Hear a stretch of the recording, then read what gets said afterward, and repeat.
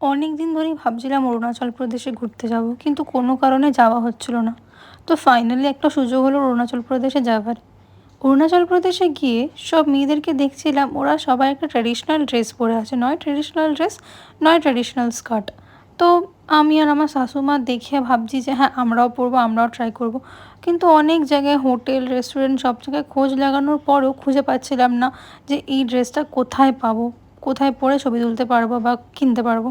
তো ফাইনালি অনেক খোঁজার পর ওখানে একটা মার্কেটে এই এই ড্রেসটা, কস্টিউমটা খুঁজে পেলাম। এই কস্টিউমগুলোর দাম অনেক বেশি, তো তাই জন্য আমরা দিদিকে রিকোয়েস্ট করে বললাম যে আমরা কি এটা ফটো তুলতে পারি তুলে, কারণ এত টাকা দিয়ে সত্যি কথা বলতে গেলে এই কস্টিউম কেনার কোনো মানে হয় না। তো তো উনি বললেন যে হ্যাঁ ঠিক আছে, কোনো অসুবিধা নেই। তো তাই ওই দিদি আমাকে বলল যে আমি তোমাকে পরিয়ে দিচ্ছি। তো তিনি আমাকে এই কস্টিউমটা পরিয়ে দিলেন, আর সত্যি কথা বলতে গেলে এটা খুবই খুবই ভালো লাগছিলো। অরুণাচল প্রদেশে গেলে আপনারাও ট্রাই করবেন।